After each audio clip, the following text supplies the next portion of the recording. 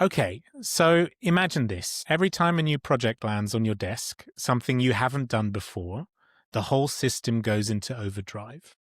You know what you're capable of, and yet the brain whispers, if you fail at this, everything falls apart. Suddenly it feels like your career, your identity, your reputation is on the line. Your chest tightens, your mind spirals, and you start preparing like your life depends on it. So, Julie, what's happening here? Is this confidence or is this something deeper in the blueprint? Well, I think fundamentally it's confidence. What I would say is happening in that moment is it sounds like you're in the grip of an inner critic attack. So there is, your inner critic has gone from this as a project to the very stability of your life is at risk, is at stake within seconds. Wow. And that's Okay, so pretty destabilizing. yeah, so that speaks to me. It happens all the time, especially if there's something new, a new project, it immediately goes to the worst outcome in a way. And it kind of really puts me on edge. Sometimes I notice the Yeah. impact of that in falling asleep. So it's my inner critic. So my inner critic is quite loud, you'd say. Well, it sounds like that to me, that what might be at play, and you'll know much better than me, is that sort of little voice in your brain that rapidly goes from, this is new, you might not be able to do this. Maybe you've been getting away with it so far, but now this is the moment where you're going to stuff up and then you'll lose your job. And how will you pay to keep a roof over your head? And. So it sounds like it's potentially a very imaginative inner critic sort of going to work on what could happen here, not going down the how fabulous this opportunity could be, but going down the sort of catastrophizing route. Coach me if you can. Coach me if you can. Coach me if you can. Coach me if you can.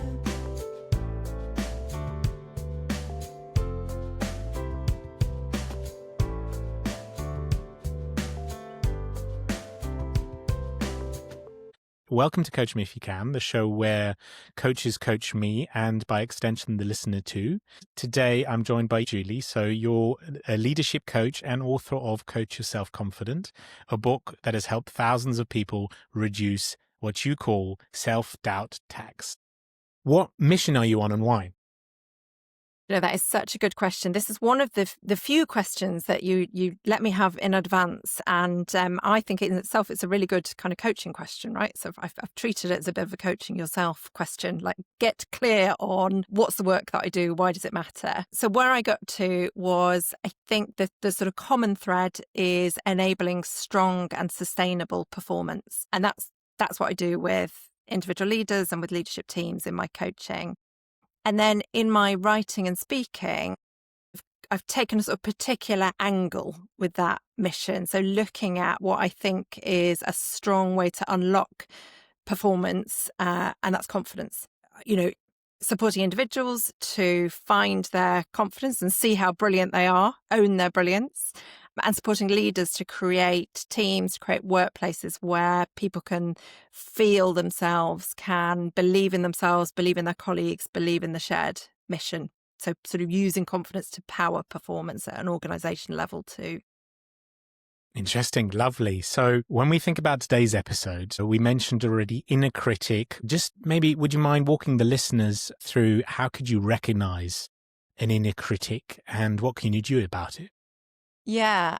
I mean, I think to start with, it's worth saying that not everybody sort of reports having an inner critic. So I'll describe a few things. I think it'd be really interesting for listeners to sort of, for some people, it might be like, I immediately know what you're talking about. And other people might think, oh, wow, odd. That happens to some people, does it? Like, that's all fine. I feel slightly odd, even envious when I say that not everybody reports having an inner critic, because it sounds like I'm a little bit like you in that I'm the owner of, not the proud owner of, but the owner of a fairly hard-working, committed inner critic. So how would we recognise it? It's that nagging voice of self-doubt that says, you're not being very clear here, Julie. This is, you're supposed to be good at this. You do speaking for a living. What are you rambling about? And I think we don't necessarily always hear the words first. You might notice that it's busy,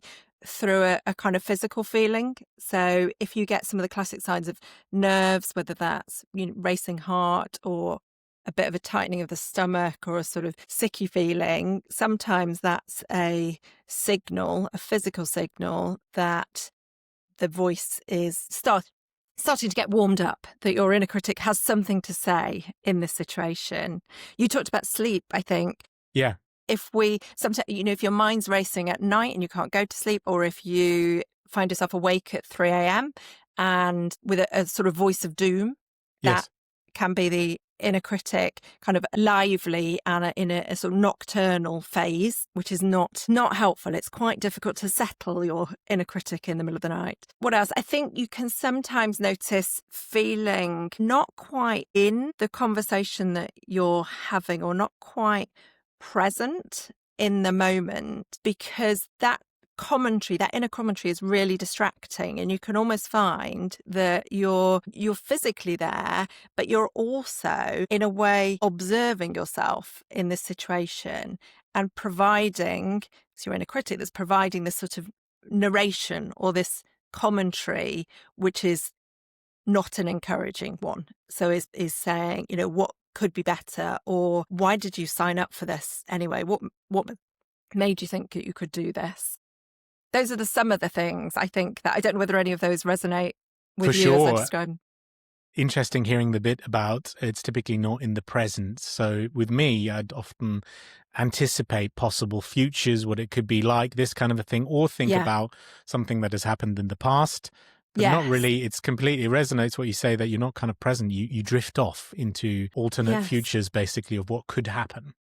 Yeah, I think you can also find yourself drifting off into other people's heads. So worrying about or imagining that you know what other people are thinking of you. So they're they think you're woefully unprepared or whatever it may be. And you're imagining in that moment that you can mind read, which we can't. I think there's a couple of other things as well that you can tell in the way you respond to praise. Sometimes if somebody gives you that's a great piece of work, or what great job you did on that podcast, and your immediate sort of thinking response is, oh, it was nothing really, or it wasn't great, it wasn't the best one, or it's not as good as so and so's, then that might be your inner critic who is feeling uncomfortable with the feedback. It sort of doesn't match its focus on the gaps and the deficits. So what, if this resonates with people listening, what would you tell them? How can you start getting to know the inner coach? Or what can you do about a very loud, creative inner critic that catastrophizes in my case? Yeah. So I think the first thing to say is I think it's really helpful to know that it's normal. So, as I said, perhaps not 100% of people have an inner critic, but many of us do. And many really, really successful people have a loud inner critic. And we might come on to the sort of, cost that comes along with succeeding despite an inner critic. But I think it is useful to just sort of normalize it and know that it's not only you. Many people have a colourful commentary going on inside their brains. I think the next thing I'd say is to find ways to put some distance between your inner critic's messages and your sense of self. And the ways that I found to do that are, it's simple, but they work, and they sound slightly odd, some of them. So the first one is to give your inner critic a name. And so my inner critic was called Nigel, which I always feel a bit guilty about, because I worry that people I know called Nigel, and there are some people I know called Nigel, will think it's to do with them. It's not. But find that is a way of distancing, because I can think that's Nigel again. That's Nigel telling me X, Y, Z, which just puts that little bit of space between the words, the message, and my response to it. Similarly, sometimes writing down, when your inner critic gets particularly imaginative, writing it down can help to take some of the sting out of it, because once you write the words down and then look at them, I find that it's easier to see how exaggerated they are, or it's easier to see that they're perhaps a bit ridiculous to have gone in such sort of fast pace between new project and potential homelessness. You can sort of look at it and go, okay, yeah, maybe that's slightly overplaying this situation. I mean, the writing down makes sense, right? Because you take it out of your head, you put it in front of you on the page kind of thing, and then you look at Exactly it from that. there. So that's a way of externalizing, and calling Yeah. it Nigel is another way. So I Yeah. invite anybody to think of creative names for their inner critics. Okay, Julie, we're into it now. We've got a section of the show called Fact or Fiction. This is where I'll give you a couple of statements. Maybe we'll do 1 minute apiece with a bit of a reflection. Are you ready? I am. Good. First one. Confidence grows after you act, not before. So I'm going to go with my first instinct, which is to say that that's fact. And let me talk you through the response. I think this sort of points to a bit of a paradox that to grow confidence, you have to act without it. So you have to sort of step forward and take action and try something, whether that is, doing a new thing, taking on a new project, whether it is saying something, making a point in a meeting out loud, rather than sitting and wondering about whether it's right or what other people will think. I think that action comes first and then you find out how it goes, right? So it's either, great, it has a sort of maybe the impact that you would want, and that gives you a bit of a confidence, but it's that, okay, I can do that thing. I can speak up, and the consequence was a positive one. It perhaps becomes easier to do that next time. Interesting, because I think a lot of people might be listening thinking they're waiting for the right kind of mindset to do something, to take a new job or to take a step. Yeah, I feel like you could wait for a long time. You have to do something active. You have to take a step forward. You have to find a way to fuel confidence. Just waiting for it to come is unlikely to work. So it comes from motion. I think it comes from motion. I think it comes from action, choices, experience. There is an argument to say that it kind of grows over as you age, over life, and as you sort of deal with more life experiences. But I think what we're talking about here is how can you accelerate that growth? And that's by movement. Nice.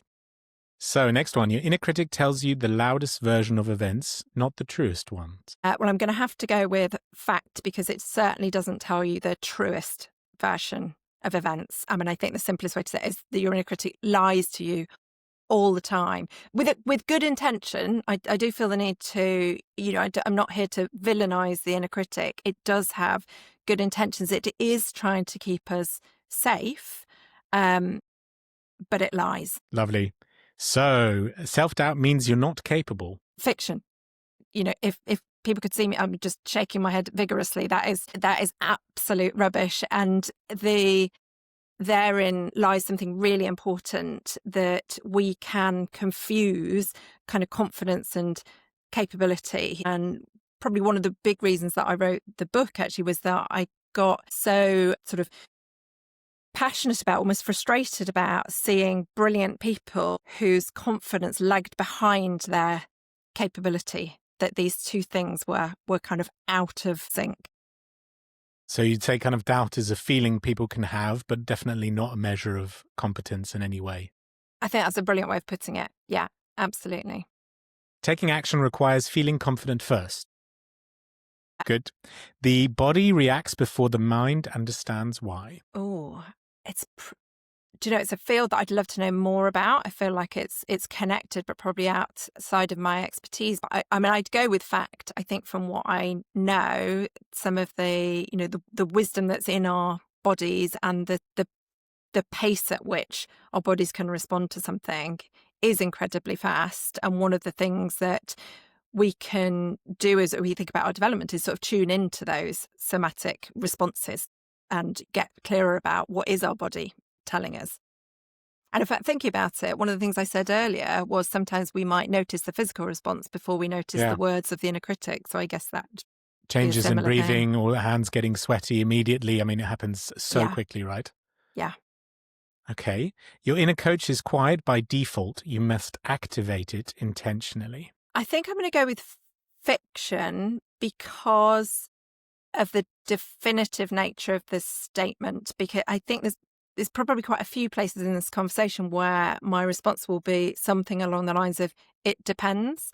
Because I think it is, this whole topic of confidence is kind of personal. It's different for everybody. And I think it would probably be true to say that for some people, it's harder to activate that sort of more positive voice, or that, actually that's not the right word, more realistic voice, but not necessarily for everybody.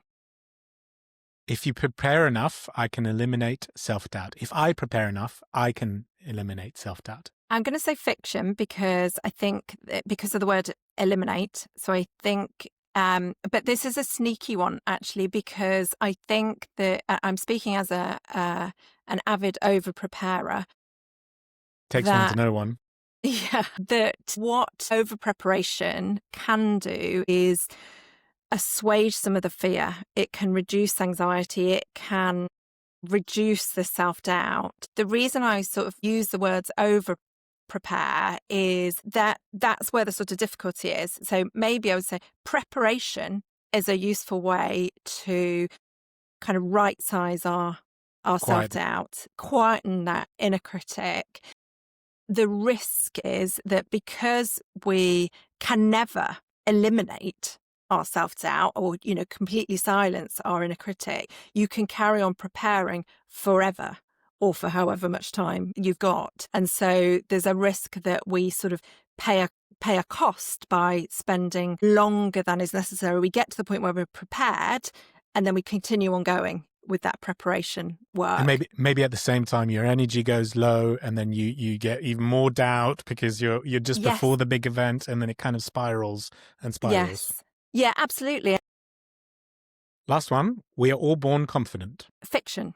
And the reason I'm saying that is that I think the question implies that we are either confident or not confident. So it sort of talks to the idea that you are a confident person or a not confident person. There's a sort of switch somewhere in the genes or in the, Black and white. human makeup.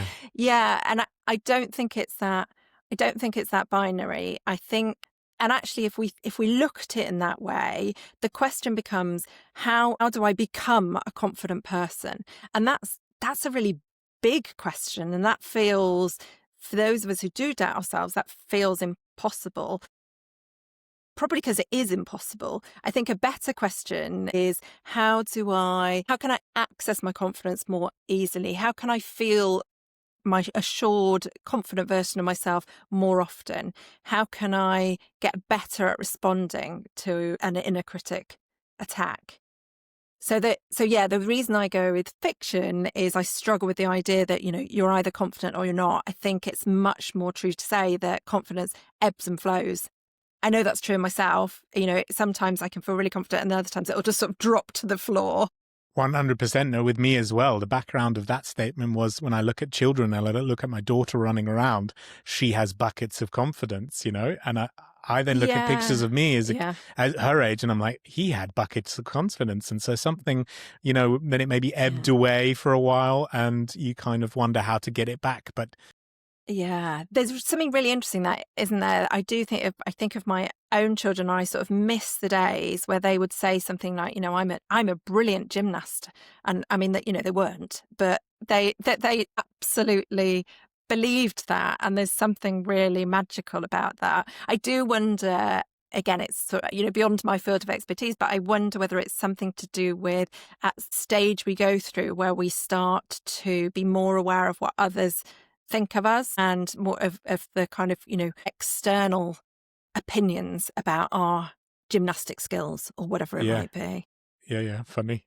Good. You survived fact and fiction, Julie. Well done. Phew. Thank you very much. Good. So this brings us to the coaching challenge. So this is where I hand over the reins to you and we spend, let's see, about 45 minutes on a coaching session. Okay.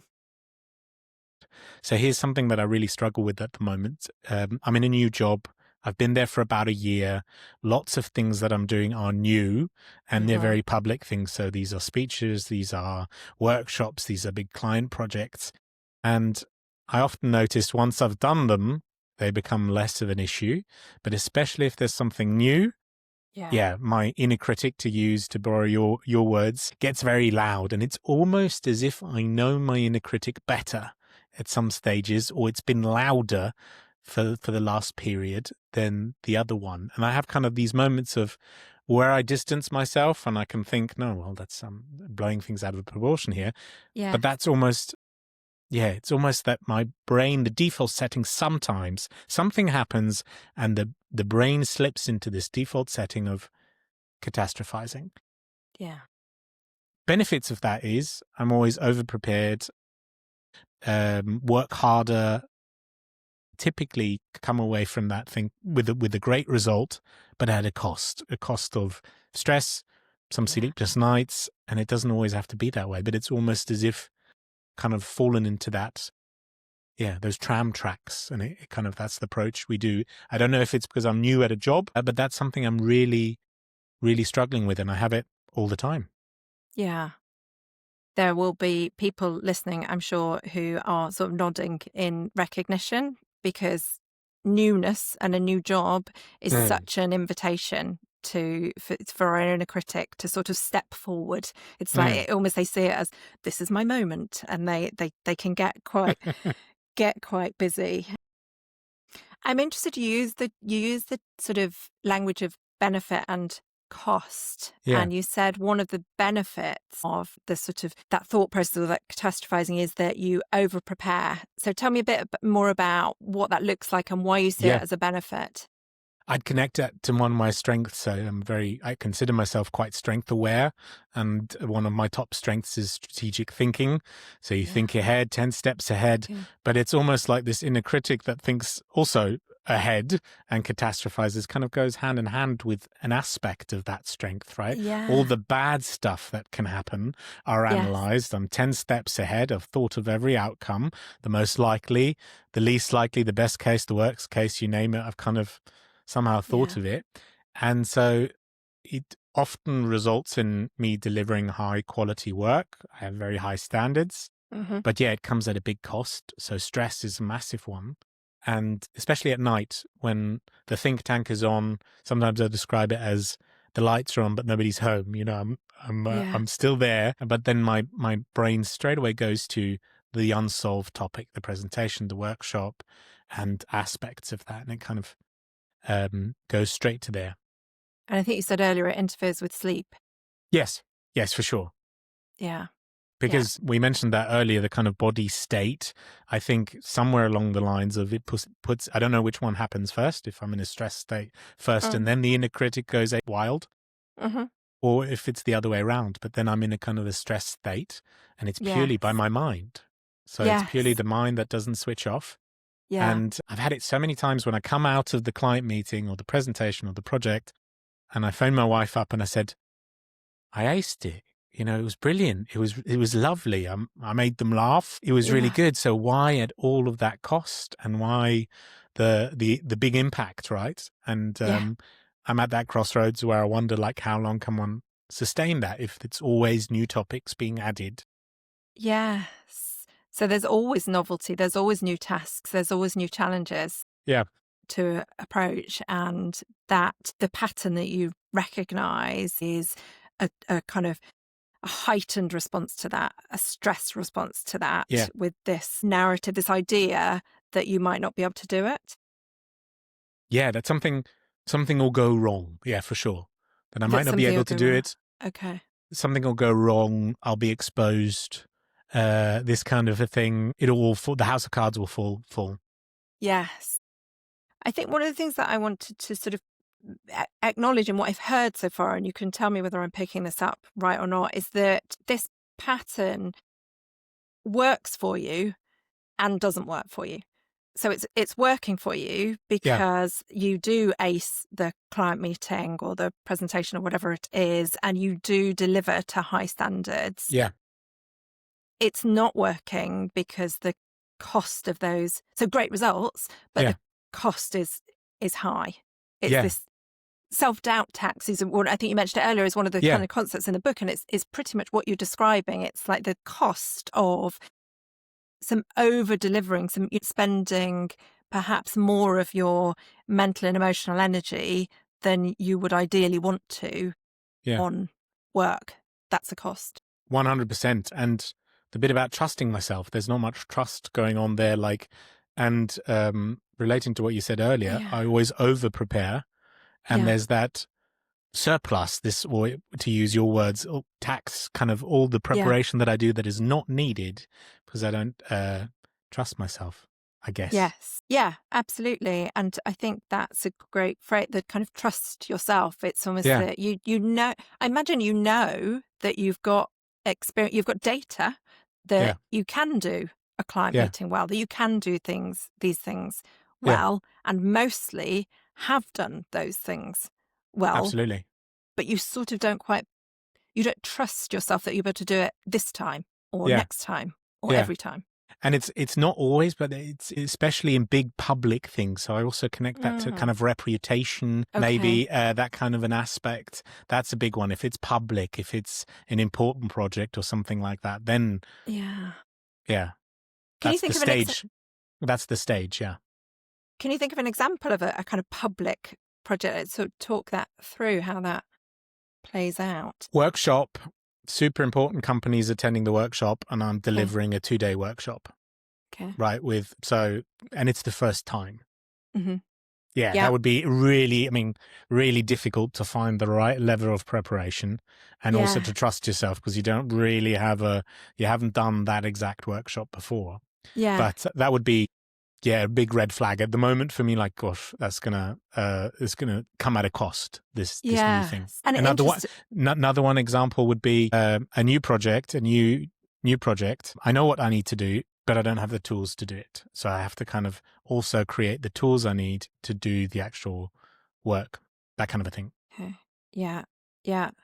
Expectations, maybe. Yeah, I don't know. I wonder if we go to that, just dig into that, the workshop example. Yeah. So it's the first time, 2-day workshop. It's the first time this was an example that you came up with when I asked about the word public. Yeah. So just say a little bit more. What does public mean? How many people are there? What is the opportunity?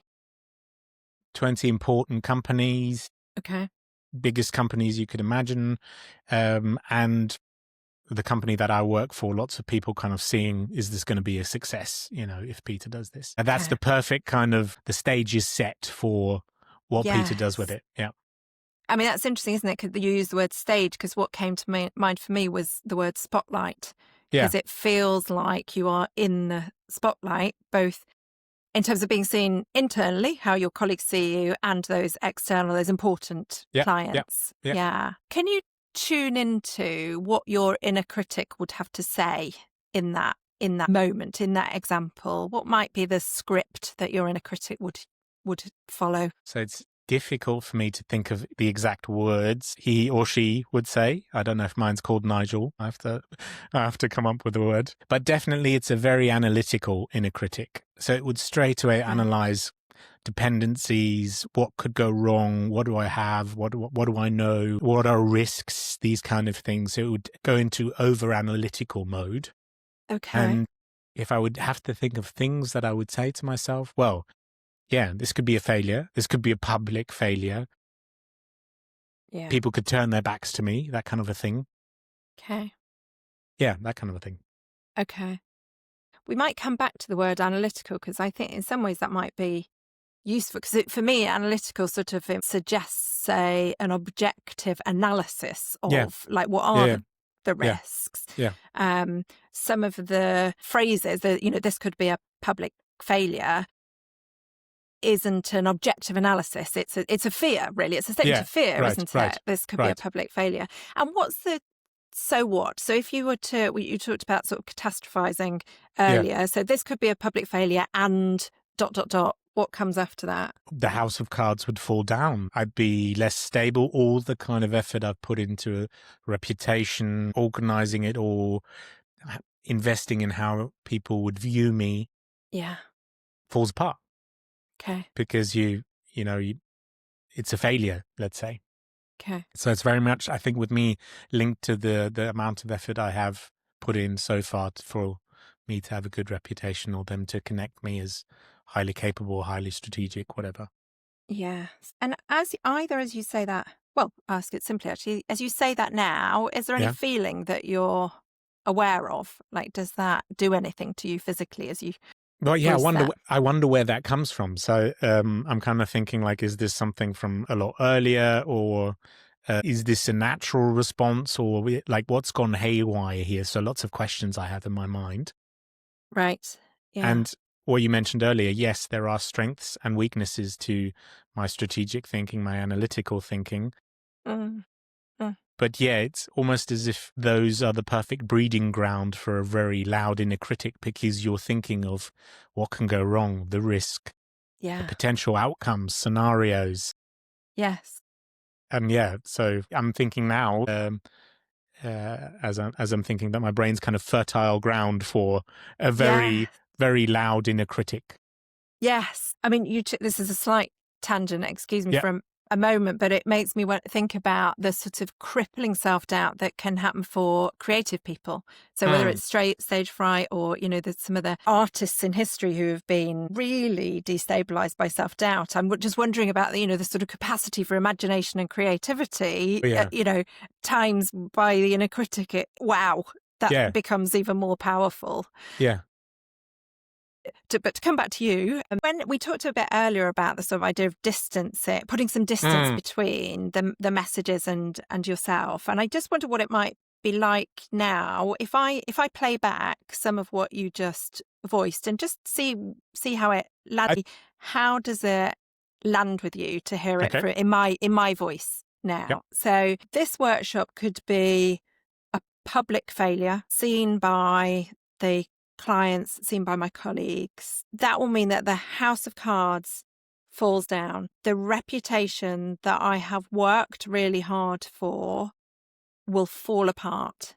My carefully built reputation will fall apart. What do you make of that? When I voice that in, as Julie rather than as your inner critic, how does it sound to you? Well, it sounds like someone who really puts a lot of stock into reputation / connects it maybe to identity. That's the first thought I had when I heard this. Yeah. The person's identity is connected to how they do Yeah. at work. That's interesting. Anything else in the way that it strikes you as you hear it? And very unfair. Okay. Say a bit more about the word unfair. Yeah, very, very quick to jump to conclusions. Like, you don't know if that's going to be how it's going to play out. Yeah. Right. So it's very quickly, maybe it isn't very analytical, these different versions, but it's very brutal. It's very like, it's going to be a public failure. You're going to be exposed. You're not going to have a job anymore. It's very like the worst possible version of the. Yeah, it is. It's brutal. That's such a good word for it. And does it sound, plausible? Does it sound plausible? That's a difficult one, because I often, it sounds plausible, but even if that were the case, you could still do something to do it and repair it. But my brain's not wired like that. I don't think that far ahead. Right. Yeah. It kind of stops at the bomb that implodes. Yeah. But yeah. One of the things that strikes me is that it's a very kind of binary, like either it'll go well and maybe you'll be able to make that phone call and say, I ace it, say to your wife afterwards, or it's such a disaster that your entire reputation falls apart. Is that fair? Do you think there is a sort of sense that either it's a brilliant success or it's a terrible failure? Yeah. That's kind of binary, nothing between. And I think that describes it quite well. Yeah. At least that's what my mind turns it into, this Yeah. horrible beast of what could happen. And I Yeah. prepare against that, rather than having figured out what the positive looks like, so that I'm That's guessing so here, I'm interesting. brainstorming here. Well, that's really interesting. And one of the things that when you said I prepare against that, what came into my mind was the word defend. So, we defend against something. Yes. Almost that you're defending against this worst case 100%. scenario, as opposed to preparing for the potential going success. on attack mode. Yeah, blasting a trail in a different direction and come whatever. Yeah. Yeah. And it makes me wonder what the difference in energy might be or could be if it was the I think probably just as a kind of a spiraling, but in the positive sense. Yes. Yeah. Yeah. A sort of And upward vortex rather than a Yeah. downward spiral. Yeah, for sure. And yeah, just reminded like having other people's material that you then present at the workshop. So it's not your workshop. You haven't made it your own. You've been basically given a recipe and like Okay. make it your own. That for me is a big one because it's much easier for me to go out and create my own kind of stuff. And then I believe Yeah. in that. So yeah, that's just something that just crept in. It's like, yeah, the It's much easier to create your own because, how would you finish that sentence? because then I believe in it, and then I've thought it through. I believe in it. I know the whole kind of concept. I'm a Yeah. champion of it, and maybe then it's Right. much easier for me to go and blast the trail because I wholeheartedly believe in it. When I inherit something from another team or another person, it's like, okay, Yeah. let's see. I have to kind of, the train's already left the station, and I have to run and jump on it Yeah. and find my groove within someone else's kind of way of doing stuff. Okay. Yeah. So what I'm hearing there, it's not a sort of control thing. It's more there's something robust. If you have created it yourself, you know it from the ground up. You Yeah. can feel you've attached your own high standards to it. Yeah. You know you can connect all of the dots in the thinking. You know how you Yeah. got to that end Yeah. product. So there's something more robust. You maybe feel able to defend it. Perhaps you know the thinking. But I'm sure I would also kind of be able to catastrophize something going wrong. But I think that would be better conditions for this positive vortex. But yeah. Yes. Yeah. Although might not be. So yes, might be positive conditions, but might not always be possible. So there are going to be times when you are needing to present work that somebody else has created. And it would be ideal if you could do that without such a loud inner critic. Yeah. And I also had to think about what you said earlier, that all of this is in the future, different versions of the future. It's me projecting what can happen. It's me definitely not being present. Yes. Yeah. And where did you go with that thought? Because I think you're right. There's a lot of, and we can spend a lot of energy time traveling, mental time travel in an unhelpful way. There's this lovely film, I watched it with my daughter. I think it's called Inside Out. Yes. I don't know if you've seen it, but there's a character, I think it's Inside Out 2, and the character is introduced to the mix, and each character is an emotion, and this character is called an anxiety. And anxiety is this really quick, does a million things at the same time, but is constantly projecting these images of what can happen and gets exhausted. Yes. And I think one of the funny parts of the movie is anxiety needs to have anxiety, sit on the couch, sit on a comfy chair and kind of relax. But I had to think of that as well. Like, I'm only 99% of my time, brain energy is spent in different futures. Yes. I think that's so interesting because what came to my, I haven't seen Inside Out 2. I will make a note to watch it. But what sort of jumped into my imagination when you started describing that anxiety character was a lot of running, of almost like running to the future and back, and this version and back, and this version and back, which is just exhausting. And I think that's some of what we're doing to ourselves when we imagine these many, many scenarios. Yeah. And again, there's this distinction, you touched on it earlier when you talked about the strength of strategic thinking. There is a distinction between a really helpful kind of figuring out what might the scenarios be, what ought we to pay attention to, what do we need to anticipate in a kind of useful way, and the fear-driven imagining of the sort of, that horror movie that we play in our own mind about how this might play out, and potentially a number of different movies, like different ways, horrific ways that it might play out. There's one thing that I want to come back to the word identity in a minute, but just for a moment, there's one thing that I wanted to offer, because I think this habit that many of us have of spending a lot of time in the future worrying, or in the past worrying about what we did do or didn't do, or what people think of what happened yesterday, all of that. An antidote to that is mindfulness. So really simple mindfulness practice, such as, and I'm not sure I can remember all of this, but go with me, I'll figure out. So such as bringing your attention to 5 things that you can see 4 things that you can hear, 3 things that you can touch, 2 things that you can smell, 1 thing that you can taste. So it is very much about taking your attention, seeking to take your attention from all of that mental activity to a sort of grounding use of our senses. What can we actually see, hear, etc., etc.? And it can just be a way of interrupting. It can even be a useful way of interrupting the, I can't fall asleep or 3 a.m. Although what you can see might be tricky. You don't really want to, your wife might not like it if you turn the light on and start looking around. But a way of bringing our mind to the present moment when we notice that we're spending more time than is helpful in that mental time traveling mode. So that would like divert the electricity, the kind of energy into a Yes. different direction, or even interrupt it from going to where it usually goes to Yes. more sensory, here in the now present. Yeah, I think it's I think interruption is a great way of putting it, that you can interrupt and then it gives you maybe there's a possibility to reset and kind of go, okay, what do I choose to do now? Or how prepared am I? How much preparation do I need to still do?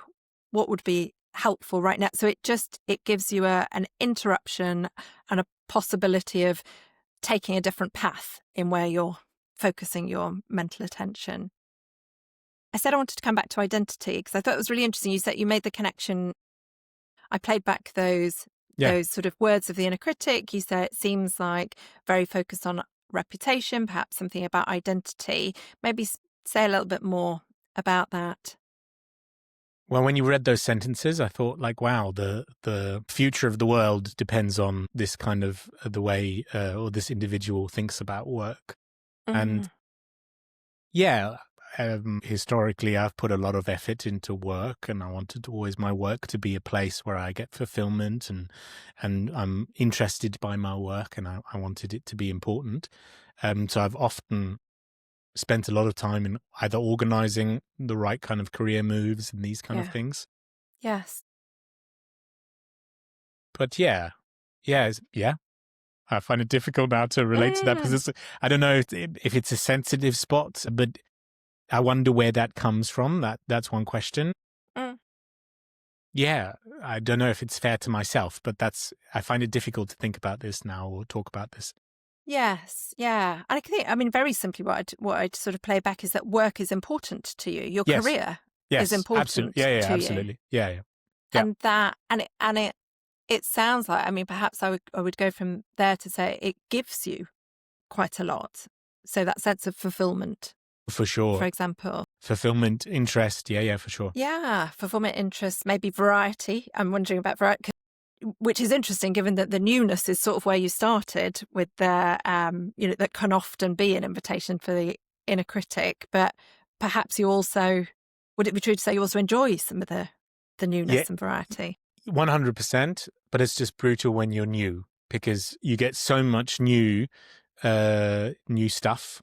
And a lot depends on how you are when you're new and you're finding your way, etc. So it's like again, coming back to what I said earlier, fertile ground for the critic going haywire. Yeah, I think part of what can make it a fertile ground is when we add something to the newness. So when we say, I'm new, this is new to me, and it needs to be brilliant. So, I'm new and my standards must continue to be high, or I'm new and I want my boss to, be really happy that they made the decision to promote me or whatever. I think it's sometimes it's this sort of latter bit of those sentences which have quite a lot of pressure attached to them, and they overtake the first bit, the I'm new, which could, we could lean more into I'm new, so I'm a beginner at this thing.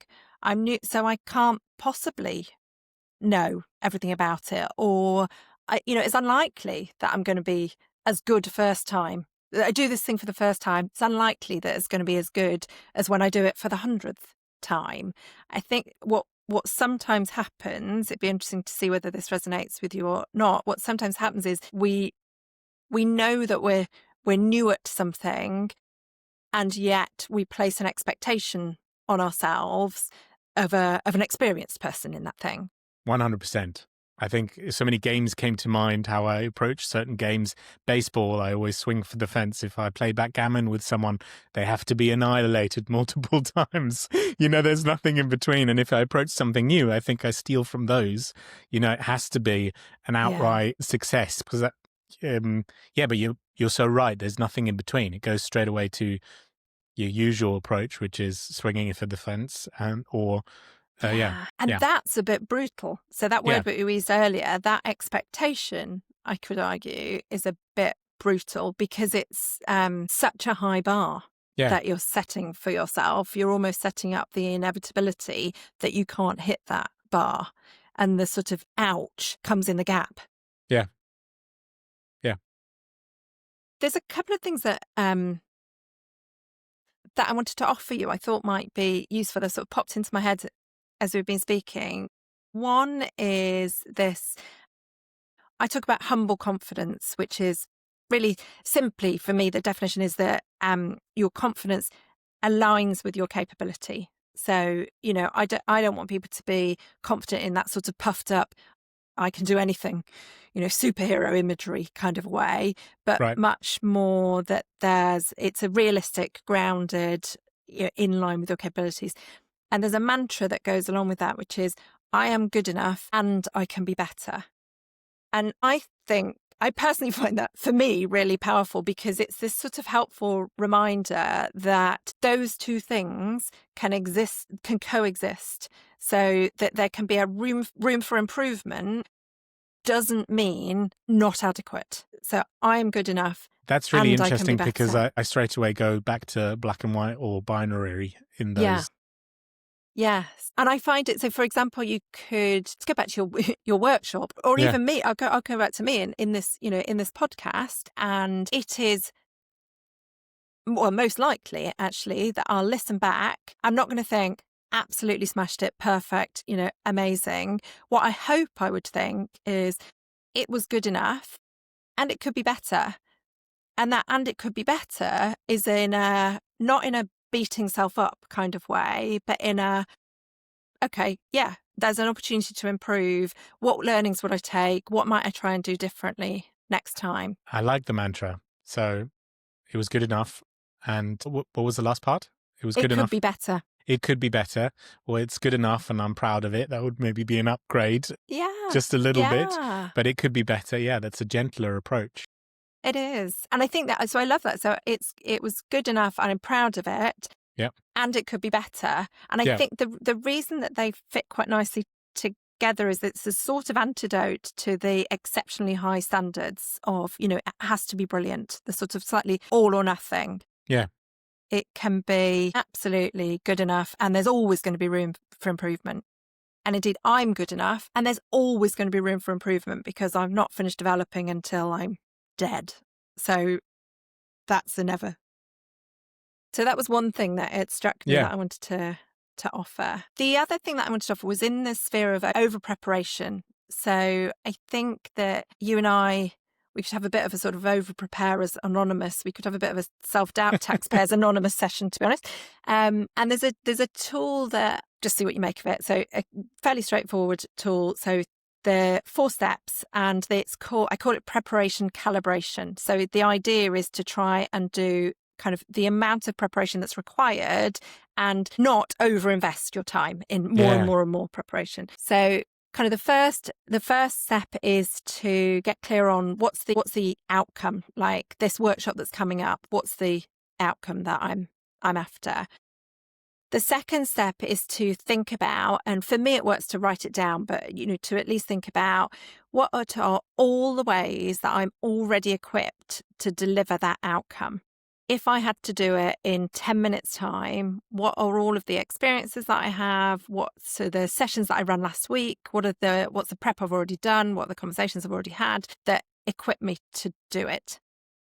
How am I already prepared? The third step is to kind of go wild with your over preparation habit and write down like what's everything, or think about what's everything that I could do. What's the gold plated preparation for this workshop. And then the fourth step would be to take a mental or literal red pen to that list and choose, okay, which of those things am I going to do and which do I choose not to do? And I think one of the reasons that I suggest it and quite sort of like it as a tool is that it's about the conscious choice at that for it's about two things that I think are powerful. The second step, which is how am I already prepared, which is just a reminder that I'm not starting from scratch every time. I think some of what happens when we over prepare is that we forget, we don't give ourselves the credit for everything that's already in the bank, as it were. Yeah. And then the second reason I think it's powerful is that it's about conscious choice, which is potentially so much, I'm trying to find a word other than better, but can't, potentially so much better than just sort of leaning into a habit of more and more and more. Yeah, for sure. I love it. And it's, the second one's also almost as if you're increasing the chances of you trusting yourself, because you look at history and like, okay, wait a second, I have had similar things. Wait a second, I've done that. This isn't this foreign to me. But interesting. I love it. Preparation, calibration. Give it a try. Right. So I had a question about the inner coach. So would this fall part of the arsenal of that inner coach? So we've heard about the inner critic of mine, straight away catastrophizing different futures, straight away going there, almost like a fly banging the light, just banging away. I kind of learned, okay, you can interrupt that. You can be present. You can interrupt the flow of energy, electricity, and you could even do these kind of exercises directly when you get a task. You kind of look at, what do I have an offer? What's in the bank? What have I done before? And I love the bit about conscious choices. Like how would me preparing for this look like? And what could potentially be me over preparing? Yeah. But what else is in the arsenal of this kind of inner coach, let's say? Or how can I get more acquainted with this inner coach if the habit is going towards the critic? So I suppose for me, the kind of idea is that we can act as our own coach. So we can, and actually it's sort of at the start of why I wrote the book, because I think coaching can be really helpful, but it's quite exclusive because it's quite expensive and only some people get access to it.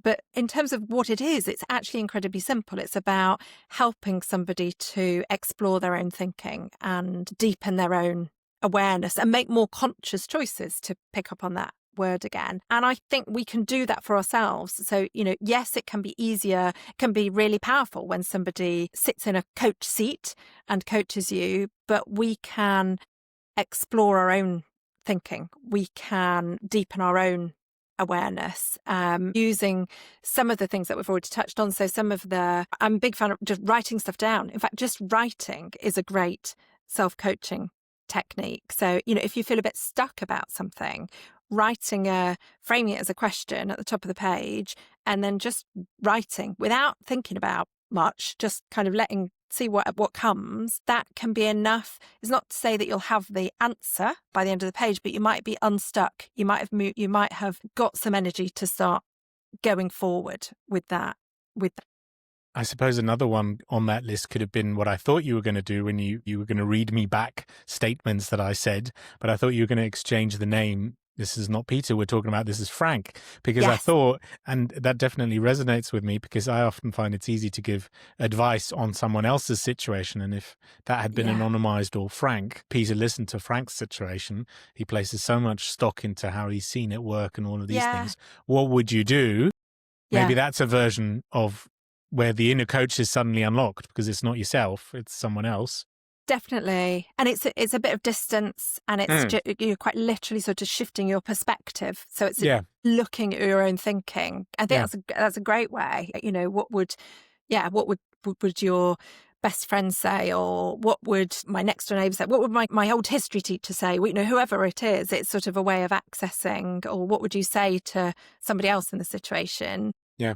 It's a way of unlocking a different perspective. And what else, when you hear my story or something that I'm very kind of struggling with, anything else that came to mind? And there's also the question I have, like, where does this come from?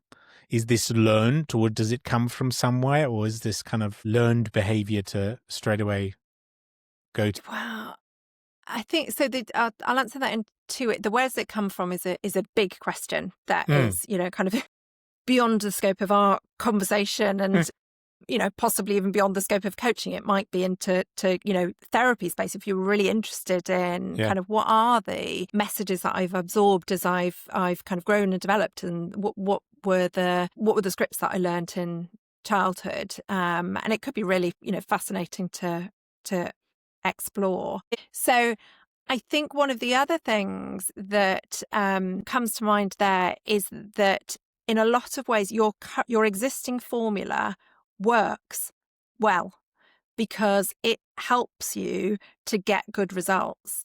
And I think that's part of why we can, we sort of form these habits and they become quite firm. They can be quite difficult to fully kick because they work. Actually, your over preparation delivers really high standards. Yeah. So there's a sort of there's a logic there. It does work, and it can feel like a risk to therefore it's a risk to lower my preparation. Why would I do that? I'm going to put my high standards and my success at risk. So there's something self-perpetuating about this as a pattern.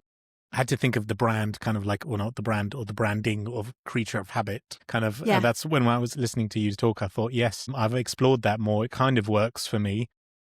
But I fall into that pattern immediately. So it comes back down to some of the hacks, if you can call it that, of disrupting that electricity or being present, or some like that calibration exercise. I can't wait to do that for the next thing that comes my way, where I just think, okay. Yeah. And what is, before you do it, and that's another thing that fascinates me, what's good enough?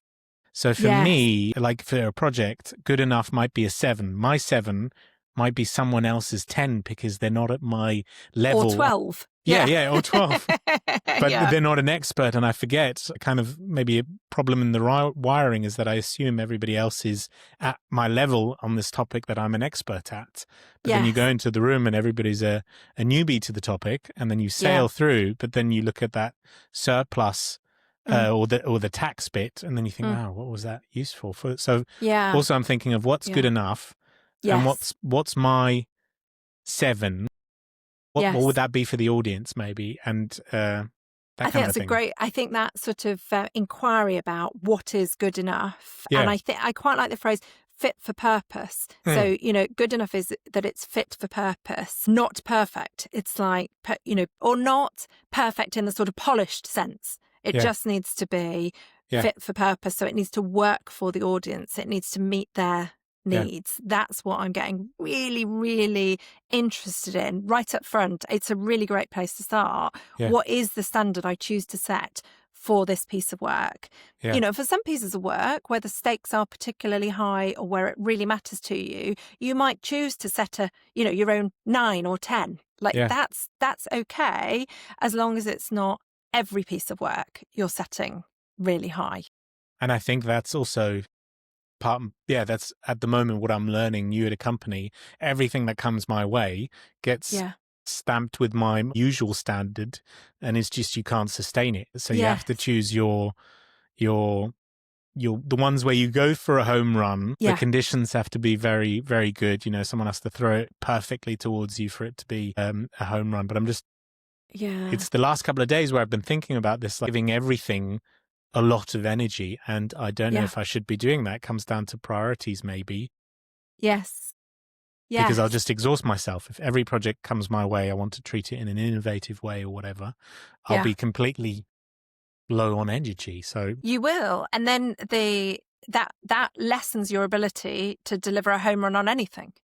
Right. Or ultimately to kind of work, it's not sustainable long term. I think that's a really important inquiry, that kind of what is good enough, and where do I choose to, what are the sort of relative levels of energy and attention I choose to give to different pieces of work. That's a great frame on prioritization, I think. The other thing that pops into my mind that I think is useful, and we sort of touched on it, the idea of the distancing ourselves from what our inner critic says. I think the one thing that I find helpful for people is writing down those messages from the inner critic. So imagine that you're, I don't know, a few days out, a week out from this workshop, and you kind of write, what is going on? What is my inner critic telling me about this? Because what they are telling you is going to be fueling your actions, and, you know, whether that's over prep, whether it's not getting to sleep, etc., etc. So kind of write it down, maybe on the, you know, left-hand side of a page, and then on the right-hand side, what you are looking to write down is what is true. So it's you're not kind of writing the opposite, or you're not writing it's going to be brilliant, because that's also a version of predicting the future. You can't possibly know that it's going to be brilliant. So you're more writing down things like, I have delivered workshops before and had positive feedback, or 50% of the clients in the room I have an existing relationship with and it's positive, or the, you know, et cetera, et cetera. So it's something about what is true is what you're likely to, back to our fact and fiction earlier on, what you're likely to have is on that left-hand side, your inner critic, that's all fiction. You're going to try and sort of balance that out a bit with some facts on the other side of the page. I was grinning because when you said write them down, and I often think in terms of newspaper headlines, you know, just like funny newspaper headlines. Yeah. And I think I'm going to do that for me now. You know, what's the newspaper headline of what I'm doing right now? What's the Sun version? And maybe what's the Daily Telegraph version of what's going on? But that might be a fun way to do that. I love that. And I think that idea that laughter can sort of puncture the pressure sometimes can be a really helpful kind of, you know, antidote to a stressful situation. Fab. Again, use your imagination. Your imagination that the inner critic, you know, makes good use of. Yeah. Divert it there. Exactly. So maybe we reflect a bit. One reflection straight away. So we close the coaching session. Thank you very much, first of all, Julie. I really enjoyed it. Welcome. I was also surprised that some bits, especially when we got to identity was a bit sensitive. I kind of felt like, you know, almost the handbrake got pulled and like, okay, whoa, where are we going here? Yeah. That was one reflection. I learned a lot. I loved the calibration celebration. Tell me again. Preparation calibration. Preparation calibration. Yeah. And then leads to celebration. So that one I really love. Again, it kind of confirms what I was feeling the last couple of days. You're giving everything a lot of energy. Choose the ones you go all in on very wisely, and interrupt the flow of electricity by being present, by those kind of exercises, but also by being realistic. So kind of that left column, right column bit I really loved. Yeah, and I'm still chewing on that brutal, that my default state can be a bit, you know, unfair because it's swinging for the fence the whole time. And if you don't swing for the fence and you don't get it to the fence, the whole crowd will boo. That's kind of what it is, right? And it's a bit like, but you can also have a very good match by, you know, swinging, missing, and then kind of punting it. And it doesn't go as far, but you can kind of achieve something. Yeah. And I wonder whether you would expect others to, you know, you'd have that brutal expectation of others to always swing for a home run. I'm slightly tentative about stepping into this baseball metaphor because I don't really know what I'm talking about. But, you know, would you expect others to do that? Possibly not. No, not really. No, it's just self-imposed. Yeah. But yeah, so those were just top of mind reflections. Do you have any about the coaching session? I think that was really fascinating. I mean, one reflection would be that I'm amazed by the extent that I was able to be in a coaching session as opposed to guesting on a podcast. So that was good. I think your reflection about identity and obviously the handbrake there, I think that's really interesting because it's so at the core, isn't it, for all of us, our identity. It feels like it's really sort of precious. It feels like it's something on the inside. And there just might be some things for, you know, to continue to think about around the work, just continue to ponder the role that work plays in your life and what you get from it and what you love about it and what you know, there might be some more to how you'll see yourself and your career, some more things to explore that are likely to relate it. I mean, I suppose the reflection that pops into my head is that the same as every coaching conversation I ever have, you sort of start with one thing and there are so many things that are connected because we are just, you know, beautiful, messy human beings. There's lots of interconnections with, and that relates to this and that connects to this. Yeah, you can kind of get from what do I tell myself ahead of a high stakes workshop to what's at the core of my identity in relation to work, and all sorts of things in between. Funny. I also want to do the one listener justice, Julie. So thanks for the reflection. I really, really enjoyed listening to that. I've got one here. Let me see. Dear Julie, I'm a 40-year-old woman who's been out of work for several years due to illness. I know I want a fresh start, and I know my old career is no longer a fit, but I'm completely paralyzed by choice. Gosh. Every option feels possible, and that makes me commit to none. Perfectionism is loud, and confidence is quiet. What's the first step when you don't trust yourself to make a choice, a kind of a first choice? Yeah.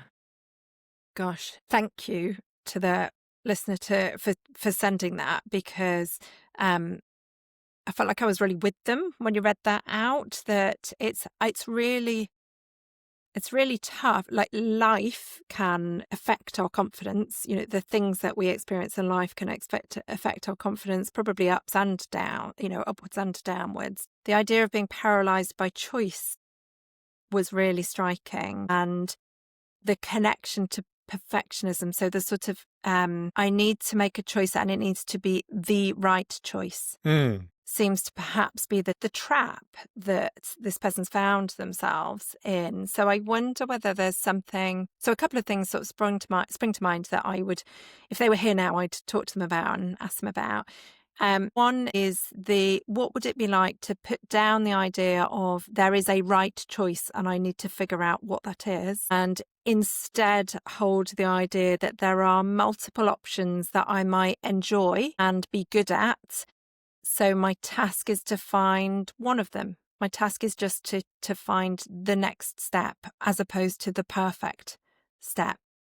I'm wondering whether there might be just a way of holding it slightly differently that could help.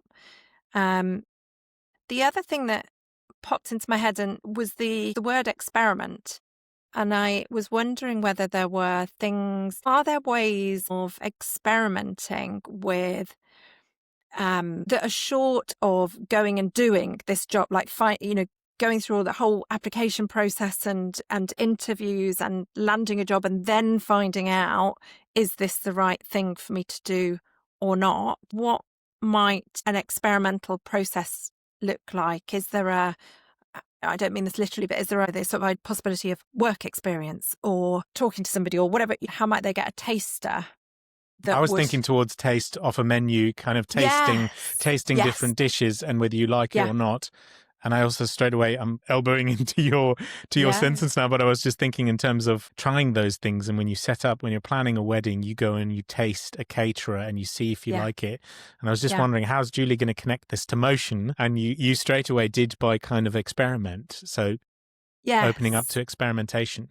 Yes. So I think there's sort of two things. That one is about, is there a way of lowering the stakes? Because I think it gets harder and harder to make a choice when the stakes feel so incredibly high.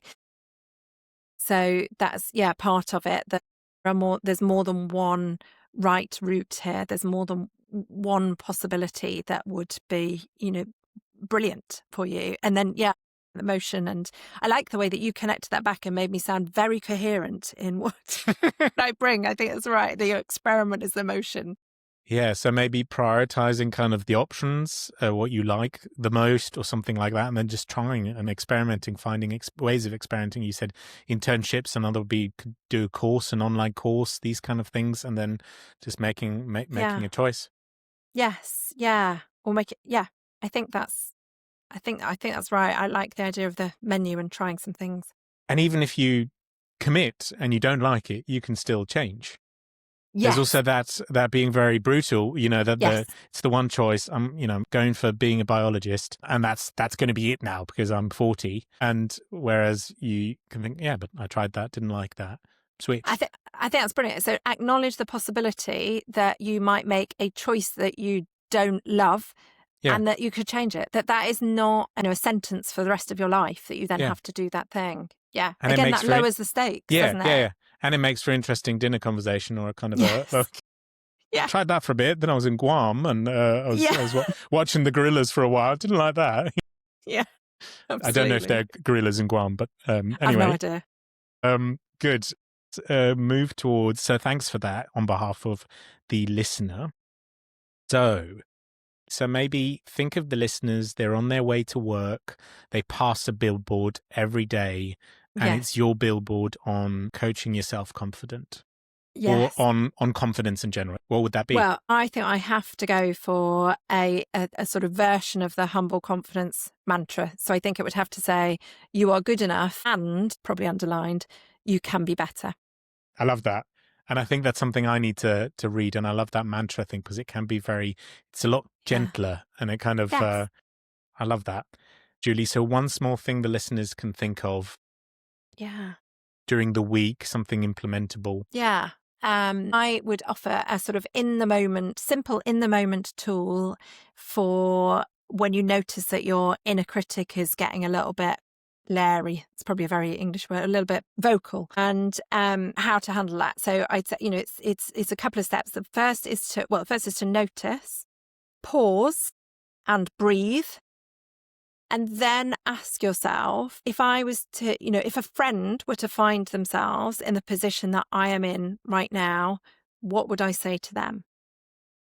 And that's it, because it's a way to access self-compassion. Because I'd put quite a bit of money on the fact that most people are meaner to themselves than they are to other people. So it's just a way of trying to sort of step into the kindness that they might extend to other people and turn it around to themselves. Lovely, Julie. Thanks so much for being on the show. It's been a pleasure. I've enjoyed it. Thanks very much. Coach me if you can. Coach me if you can. Coach me if you can. Coach me if you can.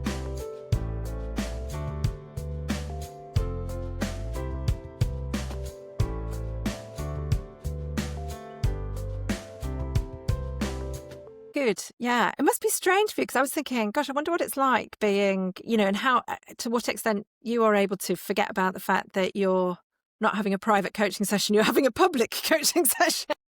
And what might people think of you? Completely. Yeah.